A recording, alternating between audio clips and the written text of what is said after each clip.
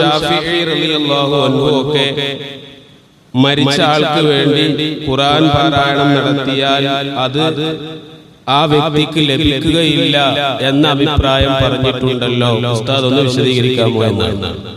ഇത് സാധാരണ നമ്മൾ ഈ മരിച്ച ആളുകൾക്ക് വേണ്ടിയൊക്കെ ദുആ ചെയ്യുന്ന ആ സമ്പ്രദായത്തെ വിമർശിക്കുന്ന ആളുകൾ ഉന്നയിക്കുന്ന ഒരു ആരോപണമാണ്. അപ്പൊ അത് മരിച്ച വാട്സാപ്പിലോ കുടുംബ ഗ്രൂപ്പുകളിലോ ഒക്കെ വന്നത് കൊണ്ടായിരിക്കാം ഈ ഒരു സഹോദരി ഇങ്ങനെ ഒരു ചോദ്യം ചോദിച്ചിട്ടുള്ളത്. ഏതായാലും ചോദിച്ചതുകൊണ്ട് നമുക്കതിനെ പറയാം. ഇമാം ശാഫിഈ റളിയല്ലാഹു അൻഹു ഒരിക്കലും അങ്ങനെ പറഞ്ഞിട്ടില്ല. അത് ഇമാം ഷാഫിഈയുടെ പേരിൽ അവർ തെറ്റിദ്ധരിപ്പിക്കുകയാണ്. ഇമാം ഷാഫിഈ തങ്ങൾ പറയുന്നത് ഓതിയത് കൊണ്ട് മാത്രം ആ മരിച്ച ആൾക്ക് കൂലി കിട്ടൂല, പിന്നെ മരണപ്പെട്ടു പോയ ആൾക്ക് വേണ്ടി ഹദിയ ചെയ്യണം, അഥവാ ഇതിന്റെ പ്രതിഫലം അവർക്ക് എത്തിച്ചു കൊടുക്കണേ എന്ന് നമ്മൾ ദുആ ചെയ്യണം. അങ്ങനെ ചെയ്തെങ്കിലേ കിട്ടുള്ളൂ. അപ്പൊ ഈ ബാക്കി ഭാഗം പറയാതെ ഓതിയത് കൊണ്ട് കിട്ടുകയില്ല എന്ന് വെച്ച് അവിടെ സ്റ്റോപ്പ് ചെയ്യും. എന്നിട്ട് ബാക്കിയുള്ളത് പറയൂല. അതുകൊണ്ടാണ് ഇങ്ങനെ ഒരു തെറ്റിദ്ധാരണ. ഇതുകൊണ്ട് തന്നെയാണ് നമ്മുടെ നാട്ടിലൊക്കെ ഉണ്ടല്ലോ, ഖത്തം ഓതി കഴിഞ്ഞാൽ അത് ഖത്തം വഴങ്ങാന്ന് പറയും അല്ലെ. നമ്മുടെ നാട്ടിലൊക്കെ ഖത്തം വഴങ്ങാന്ന് പറയും. ഖത്തം വീട്ടിലുള്ള ഉമ്മമാര് ഓതിയാലും ഓതി കഴിഞ്ഞ് പടച്ചോനെ ഇതിന്റെ പ്രതിഫലം എന്നെ മരിച്ചുപോയ അവർക്ക് എത്തിച്ചു കൊടുക്കണേ എന്നാ ഉമ്മ ദുആ ചെയ്താൽ മതി ഖത്തം തീർന്ന ഉടനെ. എന്നാലും ആരെ ഉദ്ദേശിച്ച് ഓതിയോ അവർക്ക് അതിന്റെ കൂലി കിട്ടും. എന്നാലും അതൊന്നും കൂടി ക്ലിയർ ചെയ്യാൻ വേണ്ടി ഖത്തം ഓതി കഴിഞ്ഞാൽ അത് ഖത്തം വഴങ്ങാൻ വേണ്ടി ഉസ്താദിനെ അല്ലേ സാധാരണ അങ്ങനെ ചെയ്യണമെന്നില്ല. എന്നാലും അങ്ങനെ കാലങ്ങളായി നമ്മുടെ ഉമ്മമാര് ചെയ്യുന്നത് എന്തുകൊണ്ടാണ്? അത് ഹദിയ ചെയ്യാൻ വേണ്ടിയാണ്. ആ ഓതിയതിന്റെ പ്രതിഫലം അങ്ങോട്ട് എത്തിച്ചു കൊടുക്കണേ അല്ലാഹുവേ എന്ന് ദുആ ചെയ്യാൻ വേണ്ടിയാണ് നമ്മൾ ഖത്തം വഴങ്ങാന്നൊക്കെ നമ്മുടെ എറണാകുളം ഈ ഏരിയയിൽ പറയുന്ന ആ ഒരു പ്രയോഗം.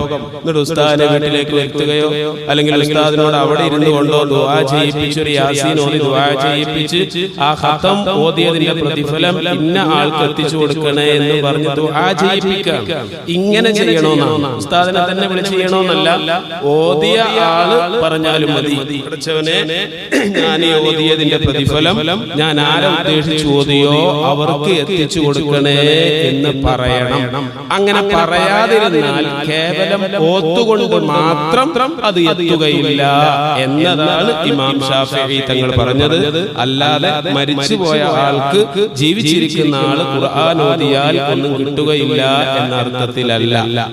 വിഷയം മനസ്സിലായല്ലോ. നബി സല്ലല്ലാഹു അലൈഹി വസല്ലമ തങ്ങൾ തന്നെ മരിച്ചുപോയ ആൾക്ക് ഖുർആൻ ഓതാൻ പാടില്ല എന്ന് വെച്ചാൽ നമ്മളിപ്പോ ഈ നിസ്കാരം തന്നെ ഖുർആൻ ഓതല്ലേ? എന്നാ പിന്നെ മരിച്ചുപോയ ആൾക്ക് വേണ്ടി നമ്മൾ മയ്യത്ത് നിസ്കരിക്കണേ? മയ്യത്ത് നിസ്കാരത്തിന്റെ നിയ്യത്ത് എന്താണ്? ഈ മയ്യത്തിന് മേലിലുള്ള ഫർളായ നിസ്കാരം അല്ലാഹു തആലക്ക് വേണ്ടി ഇമാമോട് കൂടെ ഞാൻ നിസ്കരിക്കുന്നു ജമാഅത്തായിട്ടാണെങ്കിൽ നിയ്യത്ത് വെച്ച് നമ്മൾ നിസ്കരിക്കുന്നു. ഈ മയ്യത്തിന് വേണ്ടിയാണ് നിസ്കരിക്കുന്നത്. മയ്യത്തിന്റെ മേലിലുള്ള നിസ്കാരം എന്ന് പറഞ്ഞാൽ മയ്യത്തിന് വേണ്ടിയുള്ള നിസ്കാരമാണ്. എന്നിട്ട് ആദ്യം നമ്മൾ ചെയ്യുന്നത് എന്താ? തക്ബീർ, പിന്നെന്താ? ഫാത്തിഹ. അത് ഖുർആനല്ലേ? അപ്പൊ ഖുർആൻ ഓതിയിട്ടല്ലേ നമ്മൾ നിസ്കരിക്കുന്നത്. അപ്പൊ ഖുർആൻ ഓതി മയ്യത്തിന് ഗുണം കിട്ടൂല എന്നുണ്ടെങ്കിൽ പിന്നെ മയ്യത്ത് നിസ്കാരം പിന്നെ എന്തിനാണ്? അതിന്റെ ശേഷമുള്ള സ്വലാത്ത്, ഇബ്രാഹിമിയ സ്വലാത്ത്, അതെന്തിനു വേണ്ടിയാ? മയ്യത്തിന് കൂലിയിട്ടാനാണ്. അത് കഴിഞ്ഞിട്ട് പ്രത്യേകമായി മയ്യത്തിനുള്ളതായ ദുആ. നമ്മുടെ ദുആ ഒന്നും മയ്യത്തിന് കിട്ടൂലെങ്കിൽ പിന്നെ എന്തിനാണ് ഒരു ദുആ അവിടെ ഇസ്ലാം പഠിപ്പിക്കുന്നത്? അതുകൊണ്ട് ആ ഒരു രീതി അത് ശരിയല്ല. നമ്മുടെ കാലങ്ങളായി വിശ്വസിച്ചു പോരുന്ന ആ ഒരു രീതി തന്നെയാണ് നബി സല്ലല്ലാഹു അലൈഹി വസല്ലമ തങ്ങളും സ്വഹാബികളും പഠിപ്പിച്ചിട്ടുള്ളത്. നബി തങ്ങളോട് ഒരിക്കൽ ഒരു സ്വഹാബി വന്നുകൊണ്ട് പറഞ്ഞു, നബിയെ, എന്റെ ഉമ്മ മരണപ്പെട്ടു പോയി.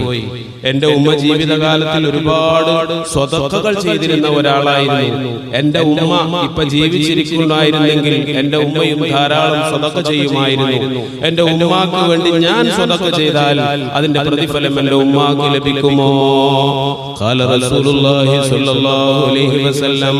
അപ്പോൾ നബി തങ്ങൾ ആ സ്വഹാബിയോട് പറയുകയാണ്, സ്വഹാബി, നഅം, അതെ, നീ സ്വതക്ക ചെയ്താലും അതിന്റെ പ്രതിഫലം നിന്റെ ഉമ്മാക്ക് ലഭിക്കും. മറ്റൊരിക്കൽ ഇതേപോലെ വേറൊരു സ്വഹാബി വന്നുകൊണ്ട് ചോദിക്കുകയാണ്, നബിയേ, എന്റെ ഉമ്മ മരണപ്പെട്ടു പോയി, എന്റെ ഉമ്മാക്ക് വേണ്ടി ഇനി ഞാൻ എന്തെങ്കിലും ചെയ്യേണ്ടതുണ്ടോ എന്ന് ചോദിച്ചപ്പോൾ നബി തങ്ങൾ പറയുകയാണ്, മദീനയിൽ അന്ന് ജലക്ഷാമമുള്ള ഒരു കാലമായിരുന്നു. അവിടെ ഒരു കിണർ കുത്തിയിട്ട് ഇത് എന്റെ ഉമ്മാക്കുള്ള കിണറാണെന്ന് നീ പറയുക. എത്ര കാലം അതിൽ നിന്ന് ആളുകൾ വെള്ളം കുടിക്കുന്നുവോ അതിനനുസരിച്ച് നിന്റെ ഉമ്മാക്ക് പ്രതിഫലം ലഭിക്കുമെന്ന് ശഫീഉനാ റസൂലുള്ളാഹി സ്വല്ലല്ലാഹു അലൈഹി വസല്ലം.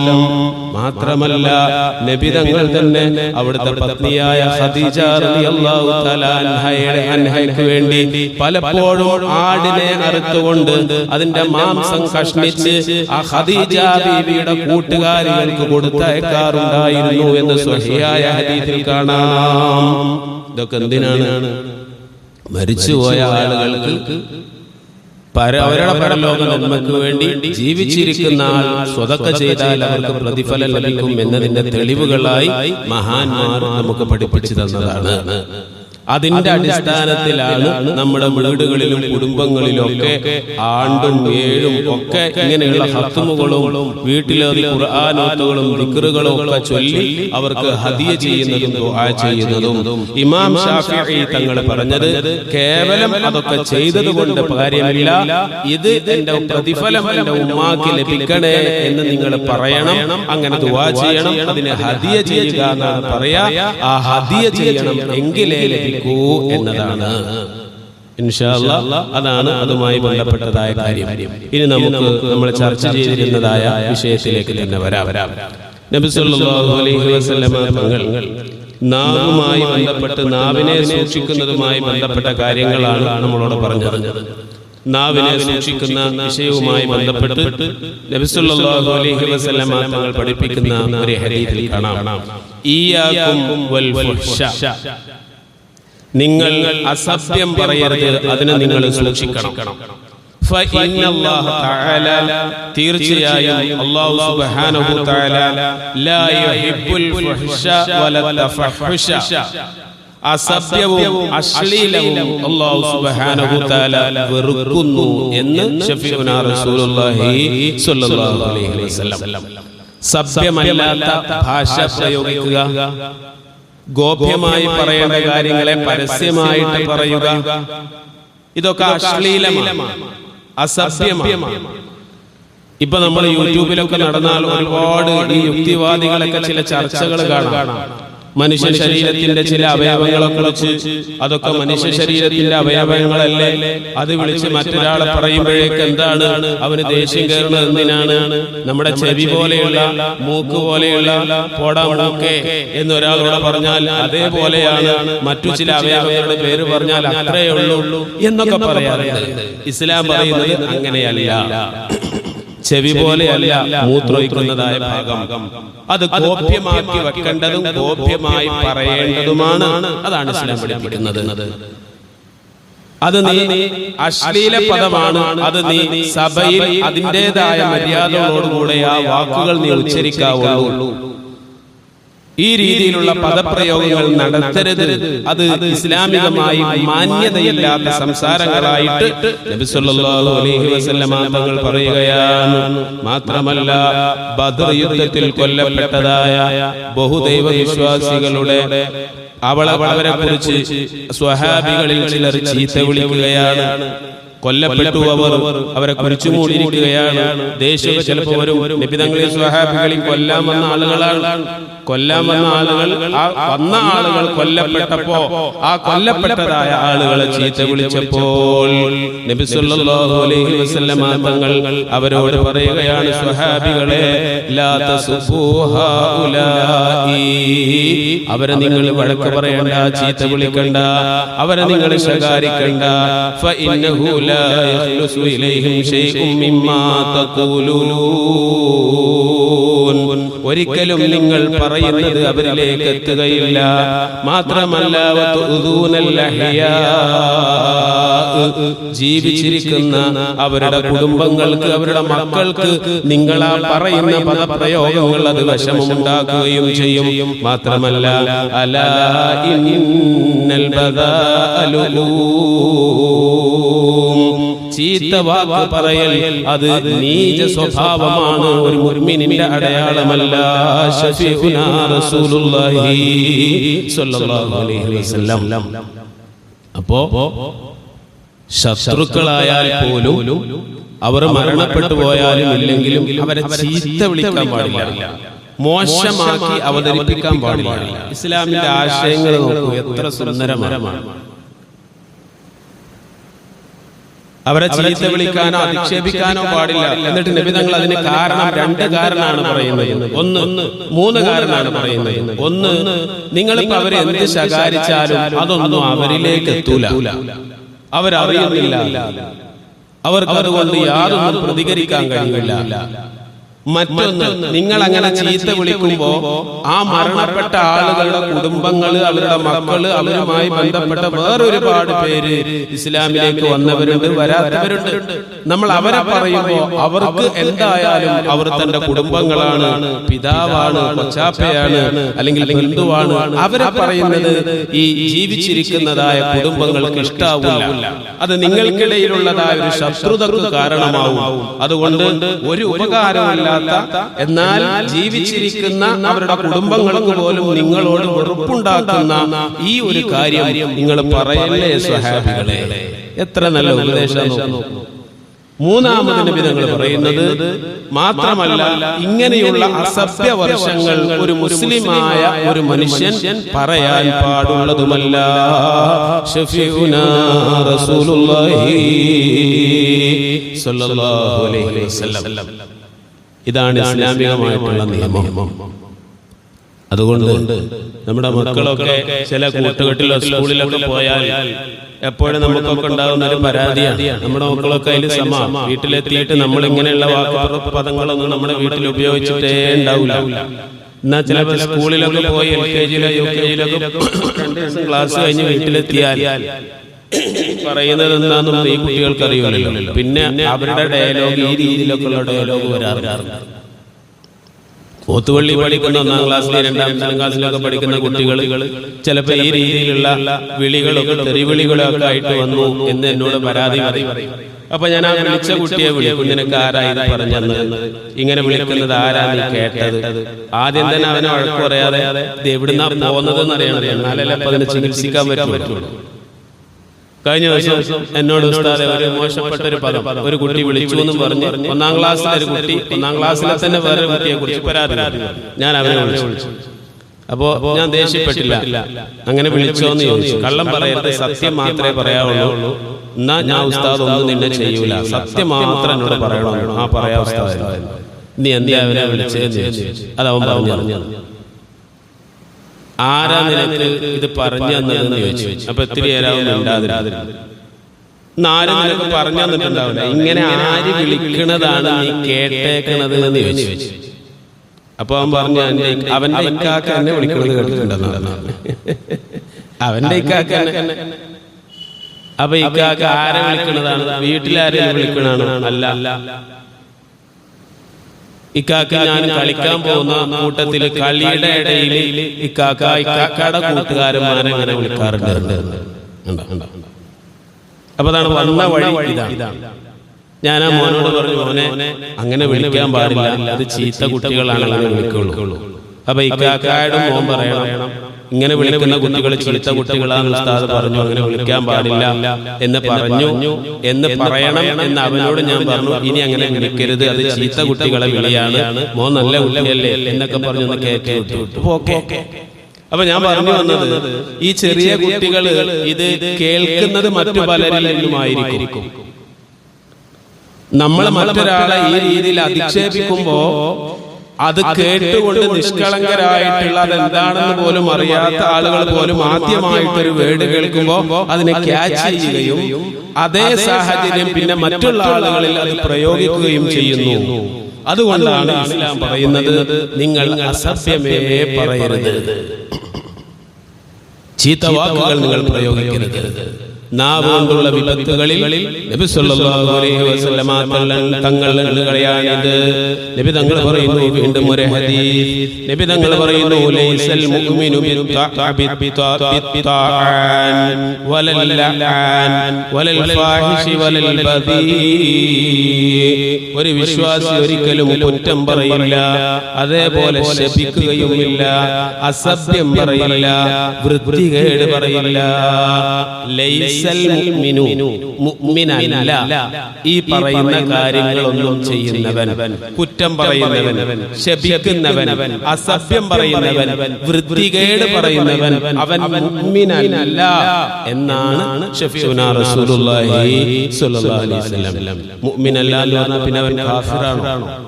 കാഫിറല്ല.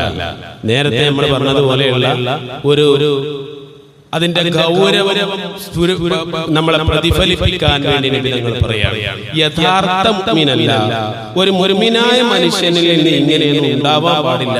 അതുകൊണ്ട് മുഅ്മിനാവണമെങ്കിൽ ഇനിയും ഒരുപാട് സംസ്കരണം അവന്റെ ജീവിതത്തിൽ അവൻ വരുത്തേണ്ടതുണ്ട് എന്ന് തന്റെ അനുയായികളെ പഠിപ്പിക്കുകയാണ് ശഫീഉനാ റസൂലുള്ളാഹി സ്വല്ലല്ലാഹു അലൈഹി വസല്ലം. അതുകൊണ്ട് ഇത്തരം സ്വഭാവങ്ങളുള്ളവൻ അത് നിർത്തണമെന്നാണ് നബി തങ്ങൾ പഠിപ്പിക്കുന്നത്. തീർന്നില്ല, വേറെ الجنة حرام على كل فاحش يدخلها. അസഭ്യം പറയുന്ന ഏതൊരാൾക്കും സ്വർഗപ്രവേശനം നിഷിദ്ധമായിരിക്കും. അൽ ജന്നത്തു ഹറാമുൻ, സ്വർഗം ഹറാമാണ്. അലാ കുല്ലി ഫാഹിഷിൻ, എല്ലാ നിഷിദ്ധ. ഫാഹിഷ് എന്ന് പറഞ്ഞാൽ വഷളൻ സംസാരം. ആ വാക്ക് തന്നെ ഉണ്ട് അതിന്റെ ആശയം. ഫാഹിഷ് വഷളൻ സംസാരം. ഒരു സദസ്സിനോട് പറയേണ്ടതല്ല, അല്ലെങ്കിൽ ഒരു ഉമ്മയോട് പറയേണ്ടതല്ല, സഹോദരങ്ങളോട് പറയേണ്ടതല്ല, ഒരു മൂത്തവനോട് പറയേണ്ടതല്ല. ഇങ്ങനെയുള്ള വഷളൻ സംസാരം സംസാരിക്കുന്നവൻ അവനിക്ക് സ്വർഗം ഹറാമാണ്. ആ സ്വർഗത്തിൽ പ്രവേശിക്കൽ അവന് ഹറാമാണ്, സ്വർഗത്തിൽ അവൻ കടക്കുകയില്ല എന്ന് ശഫീഉനാ റസൂലുള്ളാഹി സ്വല്ലല്ലാഹു അലൈഹി വസല്ലം തങ്ങൾ വിശദീകരിക്കുന്നു. ഈ രീതിയിൽ ദുനിയാവിൽ ഇങ്ങനെ മറ്റൊരാളെ അസഭ്യം പറയുന്നതൊക്കെ, അസഭ്യം പറഞ്ഞാൽ ചിരിക്കാനൊക്കെ ഒരുപാട് ആൾക്കാരുണ്ടല്ലോ. ചില കോമഡി ഷോകളിൽ തന്നെ ഉള്ളത് ഈ രീതിയിലുള്ള ദ്വയാർത്ഥങ്ങൾ പറഞ്ഞ് ചിരിപ്പിക്കുക എന്നുള്ളതാണ്. ദ്വയാർത്ഥങ്ങൾ പറഞ്ഞ് അശ്ലീലത്തിലേക്ക് ചായ്വുള്ള പദങ്ങൾ പറഞ്ഞുകൊണ്ട് സദസ്യരെയും കാണികളെയും ചിരിപ്പിക്കുന്നതായ ഒരു സ്വഭാവം ഇസ്ലാം അതിനെ നിരുത്സാഹപ്പെടുത്തുകയാണ്. അങ്ങനെ നിങ്ങൾ ആളുകളെ ചിരിപ്പിക്കുകയും ആ രീതിയിലുള്ള പരിഹാസത്തിന്റെ, മറ്റൊരാളെ ഇകഴ്ത്തുന്ന രീതിയിലുള്ള തമാശകൾ നിങ്ങൾ പറയുകയും ചെയ്യരുത്. ഇൻഷാ അല്ലാഹ് തമാശകളെ കുറിച്ചുള്ള ഒരു അധ്യായമുണ്ട്, അവിടെ നമുക്കത് വിശദീകരിക്കാം. തമാശകൾ പൊതുവെ ഇസ്ലാം അതിന് പ്രോത്സാഹനം നൽകുന്നില്ല. എന്നാൽ പഠനാർഹമായ കള്ളങ്ങളില്ലാത്ത നല്ല തമാശകൾ പറയാം. നബി തങ്ങൾ അങ്ങനെ പറഞ്ഞിട്ടുണ്ട്, അതിന് വിരോധമല്ല. ഒരിക്കലും ഒരു കിഴവിയെ കണ്ടപ്പോ നബി സല്ലല്ലാഹു അലൈഹി വസല്ലം തങ്ങൾ പറഞ്ഞു, കിഴവികളാരും സ്വർഗത്തിൽ കടക്കൂല. ഇത് കേട്ടപ്പോ ഈ സഹോദരിക്ക് ഭയങ്കര വിഷമായി, കരയാൻ തുടങ്ങി. അല്ലാഹുവിന്റെ റസൂലല്ലേ പറഞ്ഞത്? കിഴവിയായ ഒരാൾ വന്ന് ഇങ്ങനെ നടന്നു വന്നപ്പോ ആ സ്ത്രീയോട് പറയാണ്, കിഴവികളാരും സ്വർഗത്ത് കിടക്കൂല എന്ന്. ഇവർക്ക് അറിയാൻ തുടങ്ങി, വേറൊരാളല്ലേ പറഞ്ഞത്? അല്ലാഹുവിന്റെ റസൂലല്ലേ. ആ സമയത്ത് നബി തങ്ങൾ പറഞ്ഞു, ഉമ്മ നിങ്ങൾ കരയണ്ട, കിഴവികൾ സ്വർഗത്തിൽ കടക്കൂല എന്ന് ഞാൻ പറഞ്ഞത് പ്രായത്തോടുകൂടെ ആരും സ്വർഗത്തിൽ കടക്കൂല എന്നാണ്. നിങ്ങൾ സ്വർഗത്തിൽ കടക്കുമ്പോ നിങ്ങൾ കിഴവിയായിട്ടല്ല സ്വർഗത്തിൽ കടക്കുന്നത്, നിങ്ങളും 40 വയസ്സുള്ള ഒരു ആരോഗ്യ ദൃഢയായ ഒരു സ്ത്രീയായി കൊണ്ടാണ് സ്വർഗത്തിൽ കടക്കുക. ഇതൊരു തമാശയാണ്, പക്ഷെ അതിൽ കള്ളമല്ല, സത്യങ്ങളേ ഉള്ളൂ. അങ്ങനെയുള്ള തമാശകൾ പറയാം, അതിന് വിരോധമല്ല. മറ്റൊരിക്കൽ നബി സല്ലല്ലാഹു അലൈഹി വസല്ലം തങ്ങൾ ഒരു സ്വഹാബി വനിത അവരുടെ ഭർത്താവിനെ അന്വേഷിച്ചു കൊണ്ടുവന്നു പള്ളിയിൽ. ഇപ്പൊ നമ്മൾ ഫോൺ ചെയ്യും, ഇപ്പൊ എനിക്കും ചെയ്യാറില്ല, ആളുകൾ പള്ളിയിലുള്ള ഉസ്താദെ കുറെ നേരമായി പോയിട്ട്, പണ്ട് ഫോണില്ല, അപ്പൊ അന്വേഷിച്ച് പള്ളിയിലോട്ട് വരും. അപ്പൊ നബി ഞങ്ങളുടെ അടുത്തേക്ക് വന്നു. ഒരാൾ കണ്ടോ നബി എന്ന് ചോദിച്ചു. അപ്പൊ നബി ഞങ്ങൾ പറഞ്ഞു, കണ്ണിൽ വെള്ള കളറുള്ള ഒരാളാണോ എന്ന് ചോദിച്ചു. അപ്പൊ ഈ സഹോദരൻ പറഞ്ഞു, അല്ലാഹുവിന്റെ സത്യം, എന്റെ ഭർത്താവിന് കണ്ണിൽ വെള്ള കളറൊന്നുമില്ല നബിയെ എന്ന് പറഞ്ഞു. അല്ല, നിന്റെ ഭർത്താവിന്റെ കണ്ണിൽ വെള്ള കളർ ഉണ്ട് എന്ന് പറഞ്ഞു. ഇല്ല നബിയെ, എന്റെ ഭർത്താവ് അങ്ങനെയുള്ള ആളൊന്നുമല്ല, എന്റെ ഭർത്താവിന്റെ കണ്ണില് വെള്ള കളർ ഇല്ല എന്ന് പറഞ്ഞു. അപ്പൊ ആ സമയത്ത് നബി തങ്ങൾ പറഞ്ഞു, എല്ലാരുടെ കണ്ണിലും എന്തുണ്ട്? വെള്ള കളർ ഇല്ലാത്ത മനുഷ്യനില്ലല്ലോ എന്ന് പറഞ്ഞ് നബി തങ്ങൾ ആ സഹോദരിയെ ചിരിച്ചു. ഇതൊരു തമാശയാണ്. പക്ഷേ ആ തമാശയിൽ കള്ളങ്ങളില്ല, ഒരാളെ ഇകഴ്ത്തലില്ല, നിസ്സാരപ്പെടുത്തലില്ല. ഇങ്ങനെയുള്ള തമാശകളാവാം നബി തങ്ങൾ അങ്ങനെ പറഞ്ഞിട്ടുണ്ട്. അതല്ലാത്ത തമാശകളെ നബി തങ്ങൾ നിരാകരിച്ചിട്ടുള്ളൂ. എന്നാൽ അധിക തമാശകളും ആ രീതിയിലുള്ളതല്ല. എന്നാൽ അങ്ങനെ സംഭവിച്ചതായ ഒരു മനുഷ്യൻ നരകത്തിൽ കിടക്കുമ്പോ നരകാവകാശികൾക്കും ശല്യമായി കൊണ്ടിരിക്കുന്ന ഒരാളുണ്ട്. നരകത്തിൽ തന്നെ കിടക്കുന്നത്, നരകാവകാശികൾക്ക് പോലും ശല്യം ഉണ്ടാക്കുന്ന ഒരു നരകാവകാശി. അങ്ങനത്തെ ഒരാളാണ് ഈ രീതിയിൽ നാവ് കൊണ്ട് മറ്റൊരാളെ ദ്രോഹിക്കുന്നവൻ. നബി തങ്ങൾ പറയാണ്, അർബഅത്തുൻ യുദൂന അഹ്ലൻ നാരി ഫിന്നാരി അലാ മാ ബിഹിം മിനൽ അദാ. 4 വിഭാഗത്തിന് നരകത്തിൽ ലഭിക്കുന്ന ശിക്ഷയുടെ കാഠിന്യം കാരണം നരകവാസികൾ പോലും ബുദ്ധിമുട്ടാകും. നരകാവകാശികൾക്ക് പോലും ഈ നരകത്തിൽ കിടക്കുന്ന ആളെ കൊണ്ട് പ്രയാസം ഉണ്ടാകും. അതിൽ ഒരാളാണ് ഈ പറയുന്നതായ ഈ നാവ് കൊണ്ട് മറ്റൊരാളെ ദ്രോഹിച്ചുകൊണ്ട് ചിരിപ്പിക്കുന്ന ഒരു മനുഷ്യൻ, നിന്ദിച്ചുകൊണ്ട് ചിരിപ്പിക്കുന്നതായ ഒരു മനുഷ്യൻ, പരിഹസിച്ചുകൊണ്ട് മറ്റൊരാളെ അഭിമാനത്തിന് ക്ഷതമേൽപ്പിക്കുന്ന വാക്കുകൾ പറഞ്ഞ് സദസ്യരെയും ആളുകളെയും ചിരിപ്പിച്ച് നടന്നതായ ഒരു മനുഷ്യൻ നരകാവകാശികൾക്ക് പോലും പരലോകത്ത് ശല്യമായി കൊണ്ടിരിക്കുന്ന അത്രയും നീചമായ ശിക്ഷ അനുഭവിക്കുന്ന ഒരാളായിരിക്കും എന്ന് ശഫീഉനാ റസൂലുള്ളാഹി സ്വല്ലല്ലാഹു അലൈഹി വസല്ലം തങ്ങൾ ഓർമ്മപ്പെടുത്തുകയാണ്. അവന്റെ പ്രിയപ്പെട്ട ഉമ്മമാരെ, ഈ ഹദീസുകളൊക്കെ നമ്മൾ ശ്രദ്ധിക്കേണ്ടതുണ്ട്. നമ്മുടെ മക്കൾ ഇന്ന് ഫോണിലൂടെയും അല്ലാതെയും ഒക്കെ ഓരോന്ന് കാണുകയും അതേപടി നമ്മളെ വിളിക്കുകയും ചെയ്യുമ്പോൾ ഇപ്പോഴത്തെ കുട്ടികൾ ഒരു പ്രത്യേക രീതി എന്ന് പറയുന്നത് ശകാരങ്ങൾ ആർക്കും ഇഷ്ടമല്ല. പണ്ടൊക്കെ നമ്മൾ ദേഷ്യപ്പെട്ട് സംസാരിക്കുക, പേടിപ്പിക്കുകയൊക്കെ ചെയ്താൽ അത് മതിയായിരുന്നു. അതാ പേടിച്ചുകൊണ്ട് അവരത് ചെയ്യൂല. ഇപ്പോഴത്തെ നമ്മളെ പുതിയ ജനറേഷൻ എന്ന് പറയുന്നത് നമ്മുടെ ശൈലികൾ ഒരുപാട് മാറ്റണം. മക്കളോടാണെങ്കിൽ കഴിവിന്റെ പരമാവധി നമ്മൾ സൗമ്യമായിട്ട് അതെന്താണ് എന്ന് അവർക്ക് പറഞ്ഞ് മനസ്സിലാക്കി കൊടുത്ത് ഇനി അങ്ങനെ ചെയ്യരുത് എന്ന് ശാന്തമായിട്ട് പറയുക.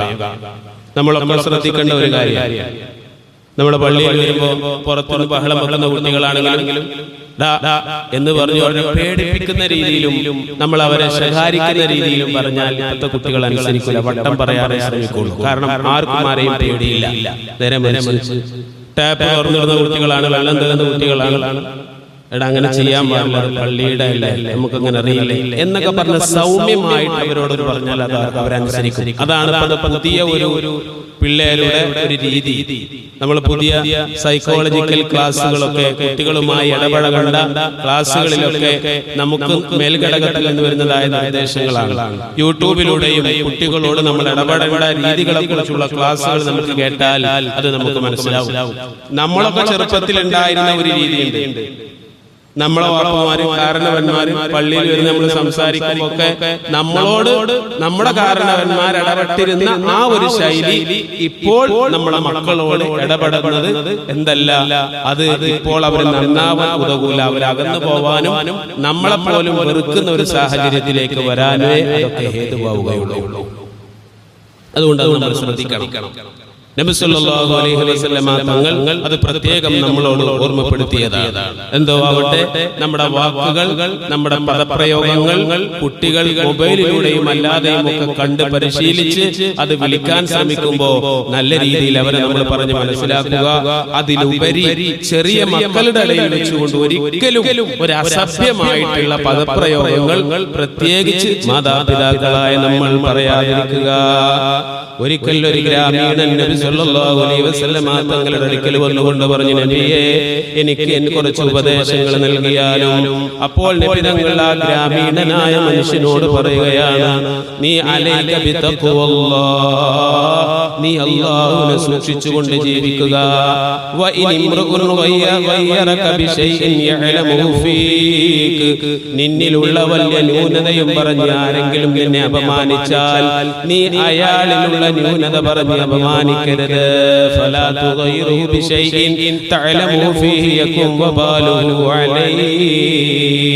എന്നാൽ അതിന്റെ കുറ്റം അയാൾക്കും കൂലി നിനക്കുമാകും. എങ്ങനെ?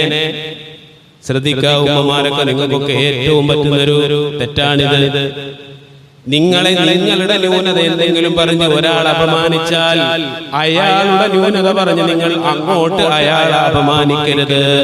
അങ്ങനെ നിങ്ങൾ ചെയ്യാതിരുന്നാൽ നിങ്ങളെ ന്യൂനത പറഞ്ഞ ആ മനുഷ്യനുണ്ടല്ലോ, അതിലേക്ക് തെറ്റിച്ചു നോക്കുമ്പോ അയാൾ ആ പറഞ്ഞത് കാരണം നിങ്ങൾക്ക് അല്ലാഹു പ്രതിഫലം തരും.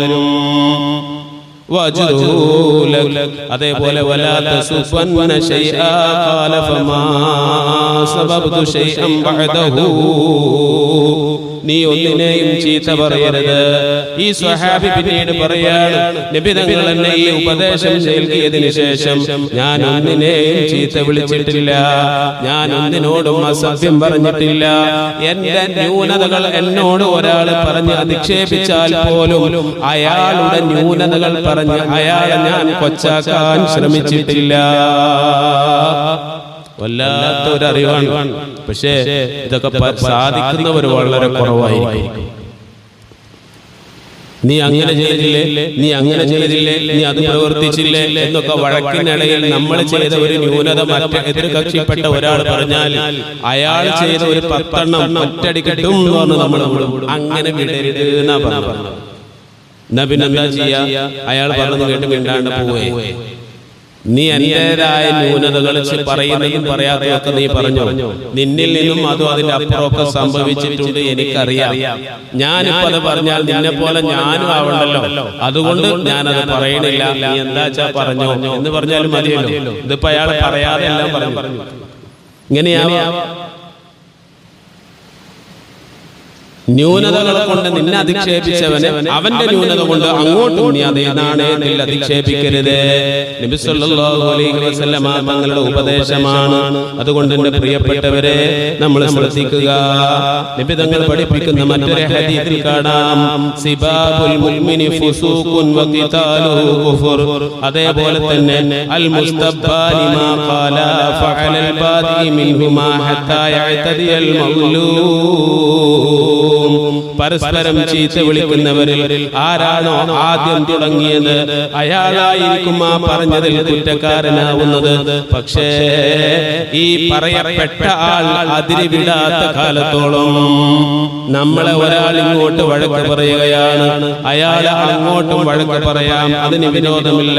പക്ഷേ പറയുന്ന വാക്കുകളിൽ അസഭ്യമോ അയാളെ നിന്ദിക്കലോ ഇല്ലാതിരിക്കണം. ഇനി അയാൾ പറഞ്ഞതിനേക്കാൾ ഡബിളായി ഓവറായിട്ട് അയാളെ നമ്മൾ പറയാതിരിക്കുകയും വേണം. ഇങ്ങനെ ചെയ്താൽ ആദ്യം ആരാണോ ആ വഴക്ക് തുടങ്ങിയതെങ്കിൽ അവനാണ് അതിന്റെ ഉത്തരവാദി എന്ന് ശഫീഉനാ റസൂലുള്ളാഹി സ്വല്ലല്ലാഹു അലൈഹി വസല്ലം.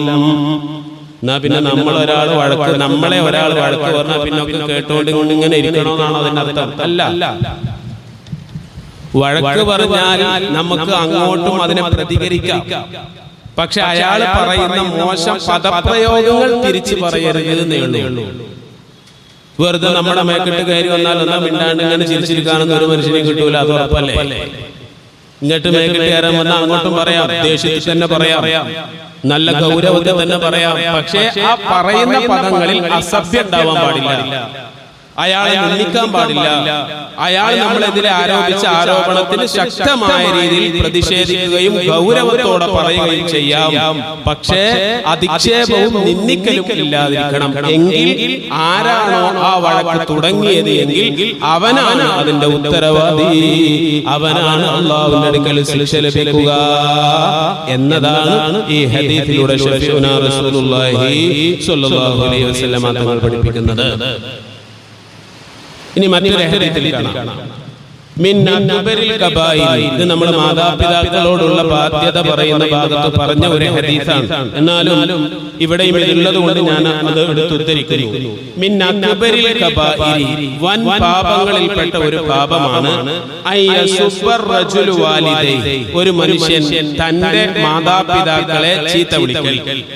ഫഖാലു യാ റസൂലല്ലാഹ്, അപ്പോൾ സ്വഹാബികൾ ചോദിച്ചു, അല്ലാഹുവിന്റെ റസൂലേ, കൈഫ യസുബു റജുലു വാലിദൈഹി, ഏതെങ്കിലും ഒരു മനുഷ്യൻ അവന്റെ മാതാപിതാക്കളെ തന്നെ വഴക്ക് പറയുമോ? ഖാല, നബി തങ്ങൾ പറഞ്ഞു, യസുബു അബർ റജുല ഫയസുബുൽ ആഖറു അബാഹു, ഒരാൾ മറ്റൊരാളുടെ വാപ്പാക്കോ ഉമ്മാക്കോ വിളിക്കുമ്പോ അവൻ തിരിച്ച് ഇവന്റെ ഉപ്പാക്കോ വാപ്പാക്കോ വിളിക്കുന്നുവെങ്കിൽ അവന്റെ ഉപ്പയെയും ഉമ്മയെയും മറ്റൊരാളെ കൊണ്ട് വിളിപ്പിക്കാൻ ഹേതുവാക്കിയവൻ നീയാണ്. അതുകൊണ്ട് നീ നിന്റെ സ്വന്തം മാതാവിനെ തന്നെ വഴക്ക് പറഞ്ഞതിനോട് അത് തുല്യമാണ്, അത് വൻ പാപങ്ങളിൽപ്പെട്ട ഒരു പാപവുമാണ് എന്ന് ശഫീഉനാ റസൂലുള്ളാഹി സ്വല്ലല്ലാഹു അലൈഹി വസല്ലം. അപ്പൊ നമ്മുടെ സ്വന്തം ഉമ്മാക്കും വാപ്പാക്കും വിളിക്കാൻ ഹേതുവാകുന്ന കാര്യങ്ങൾ നമ്മൾ ചെയ്യാതിരിക്കുക. അതോടൊപ്പം മറ്റൊരാളുടെ ഉമ്മാക്കും വാപ്പാക്കും നമ്മൾ വിളിക്കാതിരിക്കുക. ഒരാൾ ചെയ്ത തെറ്റിന് അവന്റെ ഉമ്മാനെയും വാപ്പാനെയും ചേർത്തി അവനെ വഴക്ക് പറയാതിരിക്കുക. അതാണ് ഈ പറഞ്ഞതിന്റെ പച്ച മലയാളം. നമ്മളോട് അനിഷ്ടമോ നമ്മളോട് ധിക്കാരമോ കാണിച്ച ഒരാളെ നമുക്ക് അതേ രീതിയിൽ അവനോട് നമുക്ക് ശകാരിക്കാം. പക്ഷേ അവന്റെ വാപ്പാനെ നമ്മൾ വഴക്ക് പറയരുത്, അവന്റെ ഉമ്മാനെ നമ്മൾ വഴക്ക് പറയരുത്. അത് നമ്മുടെ സ്വയം ഉമ്മയെയും വാപ്പയെയും വഴക്ക് പറയുന്നതിന് തുല്യമാണ് എന്ന് ശഫീഉനാ റസൂലുള്ളാഹി സ്വല്ലല്ലാഹു അലൈഹി വസല്ലം തങ്ങൾ വിശദീകരിക്കുകയാണ്. അതുകൊണ്ട് നമ്മുടെ വാക്കുകൾ, നമ്മുടെ പദങ്ങൾ, അത് നമ്മൾ നല്ലവണ്ണം ശ്രദ്ധിക്കേണ്ടതുണ്ട്, നല്ല രീതിയിൽ നമ്മൾ മനസ്സിലാക്കേണ്ടതുണ്ട്. ഇതൊന്നും ശ്രദ്ധിക്കാതെയാണ് ഒരാൾ ഈ ലോകത്ത് ജീവിക്കുന്നത് എങ്കിൽ ഈ ലോകത്തുള്ള അവന്റെ വാക്കുകൾ കേട്ട് ചിരിക്കാനും കൂടെ അവന്റെ കൂടെ ആർത്തുല്ലസിക്കാനും ഒരുപാട് ആളുകൾ ഉണ്ടാകും. എങ്കിൽ മോനെ, പരലോകത്ത് നിന്നെ അതിനു വേണ്ടി അല്ലാഹു തആല ഒരുപാട് ശിക്ഷിക്കുമെന്നാണ് പലപ്പോഴും നമ്മൾ കേട്ട ഒരു ഹദീസല്ലേ. ഇസ്രാ മിഅ്റാജിന്റെ രാത്രി നബിതങ്ങളും ബഹുമാനപ്പെട്ട ജിബ്രീൽ അലൈഹിസ്സലാം തങ്ങളും ഇങ്ങനെ ഏഴാനാകാശങ്ങളിലൂടെയുള്ള പ്രയാണം നടത്തുമ്പോ സ്വർഗ്ഗ നരകങ്ങൾ നബിതങ്ങൾക്ക് കാണിക്കപ്പെട്ടു. നരകത്തിൽ ശിക്ഷിക്കപ്പെട്ടുകൊണ്ടിരിക്കുന്ന ഒരാളെ നബിതങ്ങൾ പ്രത്യേകം കണ്ടു. ചെമ്പ് കൊണ്ടുള്ള ഒരു കുളത്തുണ്ട്, ഒരു കൊക്ക, നല്ല ചൂണ്ടല് പോലെയുള്ള ചെമ്പ് കൊണ്ടുള്ള നല്ല കൂർത്ത ഒരു കൊക്ക. അതുകൊണ്ട് രണ്ട് വായയുടെയും രണ്ട് സൈഡിലേക്കും ഇങ്ങനെ കുത്തിപ്പിടിച്ചിട്ട് പുറകിലോട്ട് വലിക്കുകയാണ്. അവന്റെ രണ്ട് സൈഡിലുമുള്ള തൊലികൾ പുറകോട്ട് അത് വലിഞ്ഞു മുറുകി വീണ്ടും പഴയ പോലെയായി വീണ്ടും അതേപോലെ വലിക്കുകയാണ്. കൊളുത്തിട്ടുകൊണ്ട് അവന്റെ വായയിൽ കൊളുത്തിട്ട് വലിക്കുന്ന രീതിയിൽ ശിക്ഷ അനുഭവിക്കുന്നത് ആരാണ്? ജിബ്രീലേ എന്ന് നബി തങ്ങളുടെ ചോദ്യത്തിന് ജിബ്രീൽ കൊടുത്തതായ മറുപടി, നബിയെ, അവർ ജീവിതകാലത്ത് മറ്റൊരാളെ ഗീബത്ത് പറഞ്ഞു നടന്നവനാണ്, മറ്റൊരാളുടെ കുറ്റവും കുറവും പറഞ്ഞു നടന്നവനാണ്, മറ്റൊരാളുടെ കുറ്റവും കുറവും ഭൂമിയിൽ പറഞ്ഞു നടന്നവർക്കുള്ള പരലോക ശിക്ഷയാണ് നബിയേ ഇത് എന്ന് ആ യാത്രയിൽ ജിബ്രീൽ അലൈഹിസ്സലാത്തു വസ്സലാം നബി തങ്ങളെ ഓർമ്മപ്പെടുത്തി. അതുകൊണ്ട് നമ്മൾ ചിന്തിക്കുക, നമ്മുടെ വാക്കുകളെ, നമ്മുടെ പ്രയോഗങ്ങളെ, നമ്മുടെ ശൈലികളെ അത് നമ്മൾ സൂക്ഷിക്കണം. അത് മുഅ്മിനായ ഒരു മനുഷ്യന്റെ കടമയാണ് എന്ന് നബി സല്ലല്ലാഹു അലൈഹി വസല്ലം തങ്ങൾ ഈ ഹദീസിലൂടെയൊക്കെ നമ്മളോട് ഓർമ്മപ്പെടുത്തുകയാണ്. അതുകൊണ്ട് നമ്മുടെ വാക്കുകളെ സൂക്ഷിക്കണം. ഇൻഷാ അല്ലാഹ് ബാക്കി ഭാഗം നമുക്ക് അടുത്ത ആഴ്ച പറയാം. ഇന്ന് ഒരുപാട് പേര് നമുക്ക് ദുആ കൊണ്ട് വസിയത്ത് ചെയ്തിട്ടുണ്ട്. നമ്മുടെ ഈ ക്ലാസ്സിലേക്ക് ഒരു സഹോദരി ഇന്ന് നമുക്ക് പലഹാരങ്ങൾ തന്നിട്ടുണ്ട്. അവരുടെ കൊച്ചുമോളുടെ പരീക്ഷയുമായി ബന്ധപ്പെട്ട് ഇനിയും അവർക്ക് ഒരുപാട് കാര്യങ്ങൾ അല്ലാഹുവിൽ നിന്ന് അവർ ആഗ്രഹിക്കുന്നുണ്ട്. അതൊക്കെ സാധിക്കണമെന്ന ഉദ്ദേശത്തിലാണ്. അല്ലാഹു തആല എല്ലാം സാധിപ്പിച്ചു കൊടുക്കുമാറാവട്ടെ. അതേപോലെ സുഖമില്ലാതെ വീടുകളിലും ഹോസ്പിറ്റലിലൊക്കെ കഴിയുന്ന ഓപ്പറേഷൻ കഴിഞ്ഞുകൊണ്ട് ഹോസ്പിറ്റലിൽ കഴിയുന്ന ഒരു സഹോദരിയുണ്ട്. പ്രത്യേകം ദുആ കൊണ്ട് വസിയത്ത് ചെയ്തിട്ടുണ്ട്. അല്ലാഹു തആല ആ സഹോദരിക്ക് ശിഫ നൽകുമാറാവട്ടെ. അതേപോലെ നമ്മുടെ ഉപ്പ, നമുക്ക് വേണ്ടപ്പെട്ടവരും എല്ലാവരും ക്ലാസ്സിൽ വന്നിരുന്ന പലരും ഒക്കെ രോഗികളായിട്ടുള്ളവരുണ്ട്. അവർക്കൊക്കെ വേണ്ടി പ്രത്യേകം ദുആ ചെയ്യണമെന്ന് പറഞ്ഞിട്ടുണ്ട്. ഇൻഷാ അല്ലാഹ് ഈ ഒരു ഹിക്കായത്ത് ഹദീസ് ഓതി നമുക്ക് ഇൻഷാ അല്ലാഹ് അവർക്കൊക്കെ വേണ്ടി ദുആ ചെയ്യാം.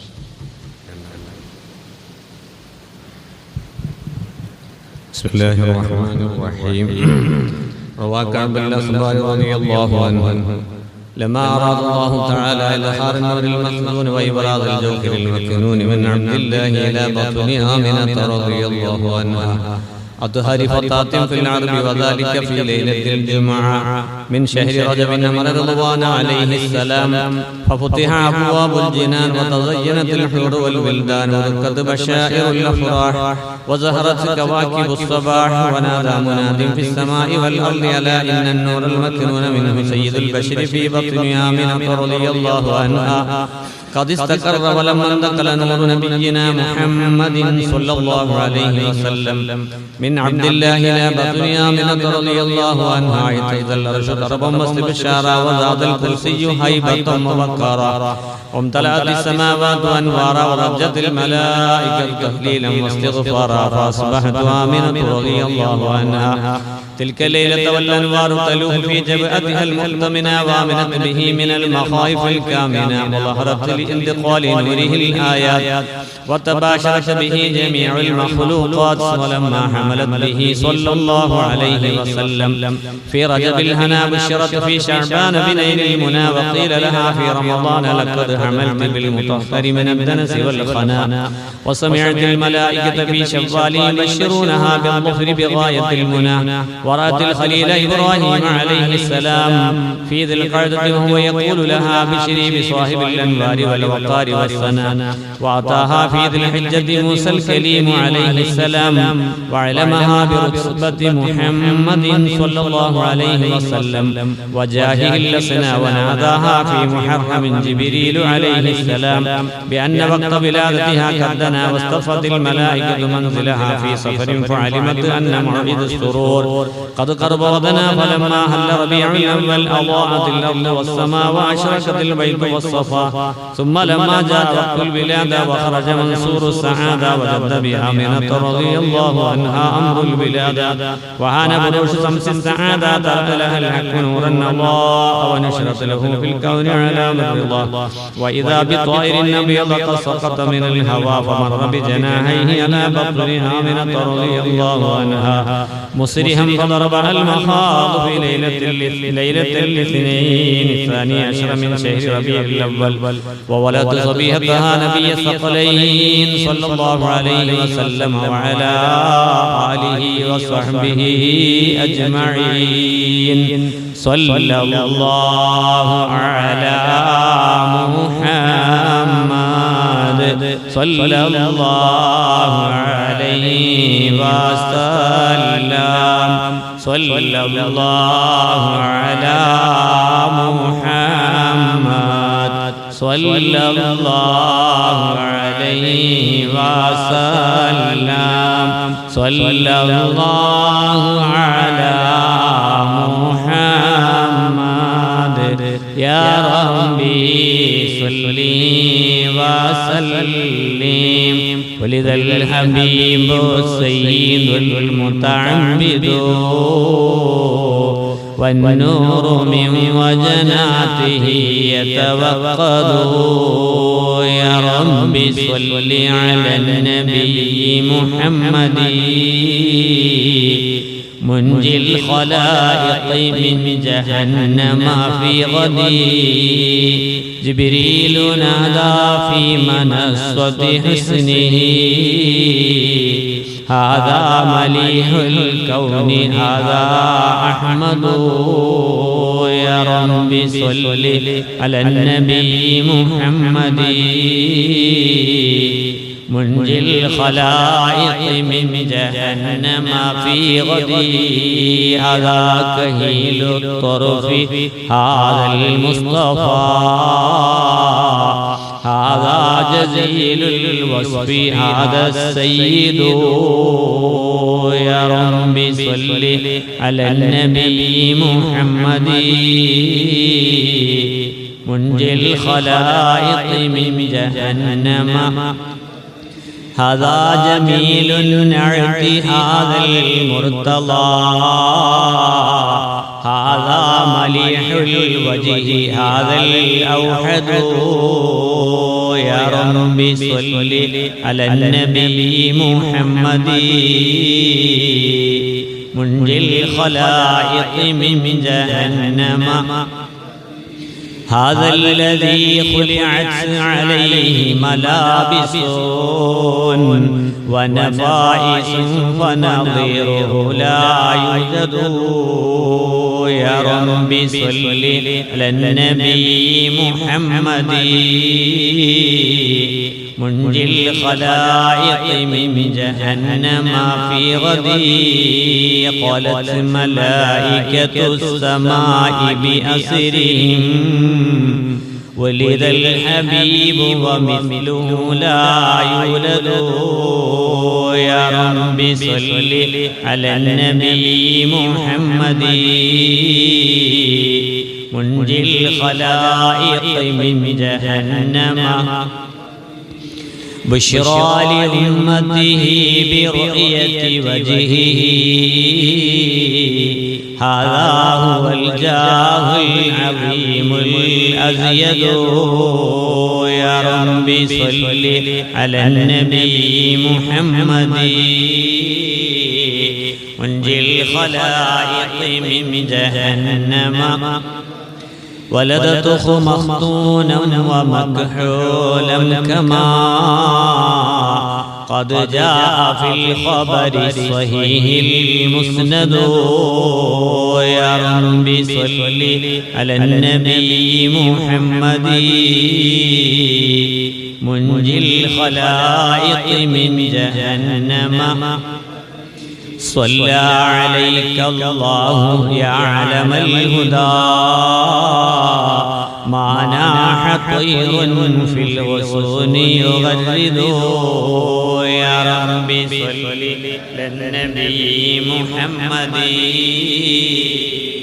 منجي الخلائق من جهنم في غدي اللهم صل على سيدنا محمد الفاتح لما أغلق والخاتم لما سبق ناصر الحق بالحق والهادي إلى صراطك المستقيم وعلى آله حق قدره ومقداره العظيم اللهم صل على سيدنا محمد الفاتح لما أغلق والخاتم لما سبق ناصر الحق بالحق والهادي إلى صراطك المستقيم وعلى آله حق قدره ومقداره العظيم اللهم صل على سيدنا محمد الفاتح لما أغلق والخاتم لما سبق ناصر الحق بالحق والهادي إلى صراطك المستقيم وعلى آله حق قدره ومقداره العظيم آمين. الحمد لله رب العالمين حمدا يوافي نعمه ويكافئ مزيدا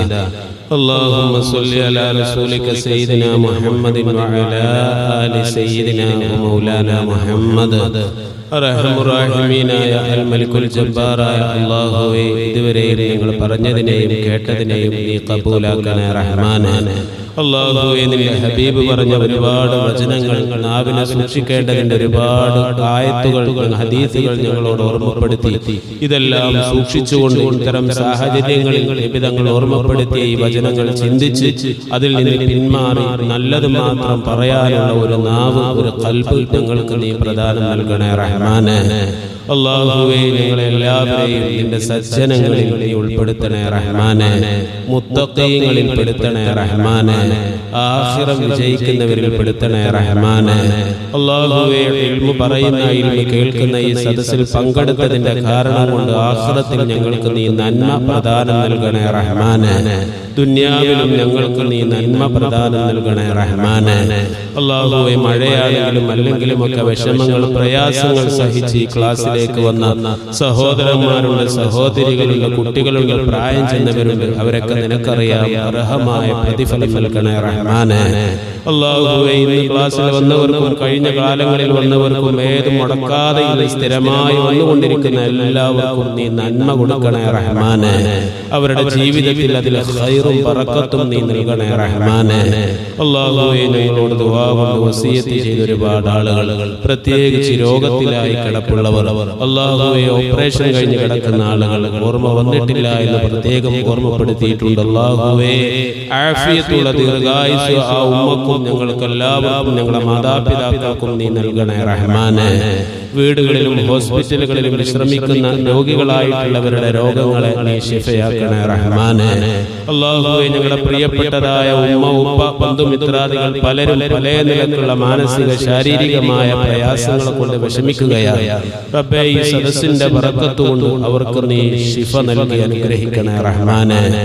ആഫിയത്തുള്ള ദീർഘായുസ്സ് നൽകണേ റഹ്മാനെ.